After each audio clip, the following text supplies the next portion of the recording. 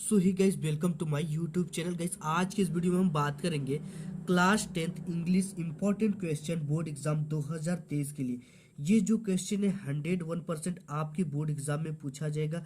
ये क्वेश्चन आप पढ़ लो, आपके बोर्ड एग्जाम में अब आपको देखने को मिलेगा। ठीक है, ये जो क्वेश्चन है आपके पेपर में बिल्कुल छप चुका है, क्योंकि ये इतना ज़्यादा इंपॉर्टेंट क्वेश्चन है कि इसके बिना प्रश्न पत्र ही तैयार नहीं होता।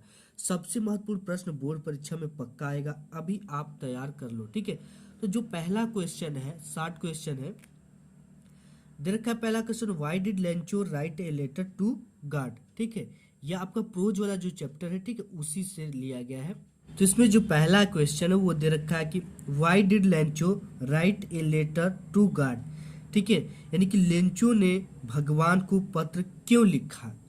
ये सिंपल क्वेश्चन है, तो इसका आंसर जो होगा Lencho wrote a letter to God. देखो, इसको क्वेश्चन से आंसर कैसे आपको बनाना है। ठीक है, सबसे पहले तो आप इस बात का ध्यान दो कि जो क्वेश्चन जिस सेंटेंस में है, ठीक है, जिस टेंस में है उसी टेंस में आपको उसी टेंस में आंसर को भी लिखना है। ये देखो, पास्ट में है तो पास्ट का पास्ट में ही आंसर लिखाएगा। ठीक है, ये नहीं कि आप इसको प्रेजेंट में ले जाओ, फ्यूचर में ले जाओ।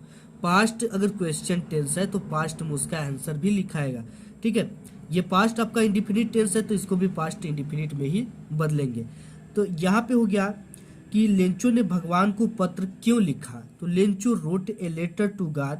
लेंचो ने भगवान को पत्र लिखा बिकॉज, क्योंकि his crop had been destroyed by a hailstorm.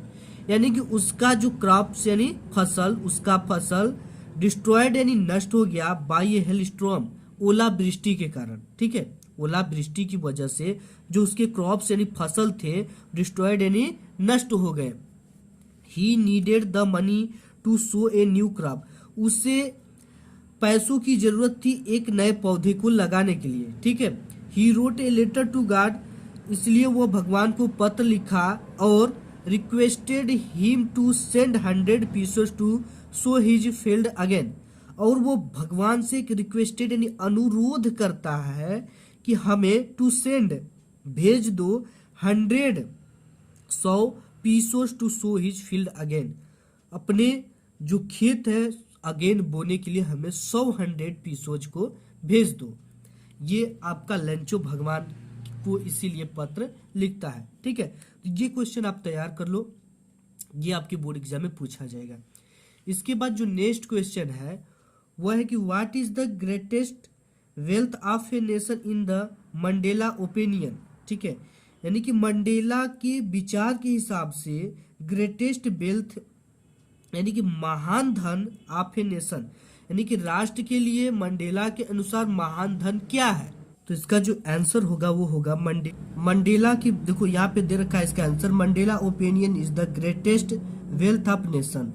Mandela का जो राष्ट्र के प्रति विचार था, महान विचार था, यानी महान धन क्या है उसके प्रति जो उसके विचार थे, उसके अनुसार ही also goes and compare the wealth of gems and the minerals। उसके अनुसार लोग किसकी तुलना करते हैं, वेल्थ यानी लोग जो धन की तुलना करते हैं, लोग अपने स्वास्थ्य की तुलना नहीं करते। लोग जम्स यानी धन और मिनरल्स, लोगों की तुलना, लोग रत्नों और खनिजों की धन की तुलना करते हैं, लेकिन ऐसा गलत है। परंतु but he feels the people, उन्हें महसूस करना चाहिए लोगों को कि people of his nation are the greatest compare to any other form of wealth. उसके अनुसार मंडेला को लगता है कि उसके राष्ट्र के लोग किसी भी अन्य प्रकार की धन की तुलना में सबसे अधिक महान है। ठीक है, यानी मंडेला को लगता है जो हमारे राष्ट्र के लोग हैं वो किसी भी अन्य प्रकार के धन से महान है, यानी कि किसी भी राष्ट्र की तुलना उसके धन और खनिज से नहीं करना चाहिए, वहाँ के लोगों से करना चाहिए। ये मंडेला का विचार था। ठीक है, तो आप इसको भी क्या कर लो, तैयार कर लो। इसके बाद नेक्स्ट क्वेश्चन देख लेते हैं। नेक्स्ट क्वेश्चन है व्हाट डज अन्नी Frank say about her father and grand mother in her diary.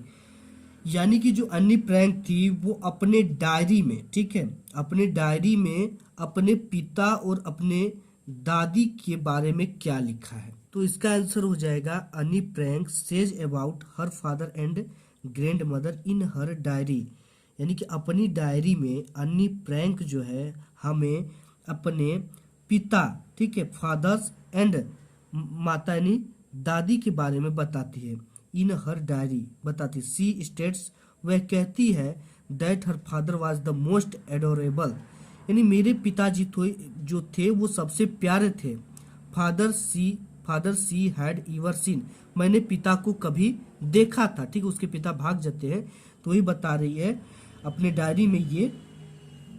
तो वो देखिए क्या कहती है, सी स्टेट दैट हर फादर, वो अपने पिता के बारे में कहती कि was the most adorable father she had ever seen, हमारे पिता जो है वो सबसे प्यारे पिता है, मैंने उन्हें कभी देखा था।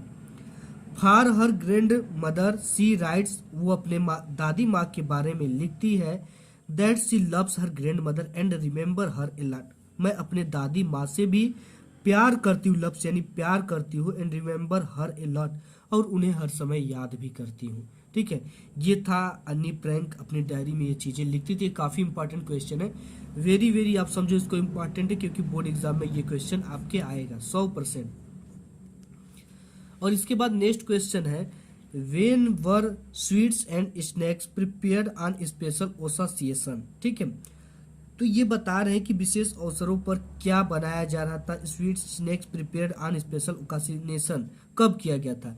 तो यहाँ पे देखो है the sweets and the snacks including बोल ब्रेड केक एंड द बोलिनहास were prepared by the baker on special occasion, यानी कि बेकर के द्वारा जो एक मतलब कि एक विशेष अवसर होता है उसमें क्या क्या बनाया जाता है, स्वीट्स एंड स्नैक्स इंक्लूडिंग बोल ब्रेड, ठीक है, एक तरह का बोल ब्रेड होता है, केक्स बनाए जाते हैं एंड बोलिए हांस बनाए जाते हैं, इत्यादि चीजों का एक विशेष अवसर पर निर्माण किया जाता है। तो गाइस आज की इस वीडियो में बस इतना ही, मिलूंगा नेक्स्ट वीडियो में, तब तक के लिए धन्यवाद।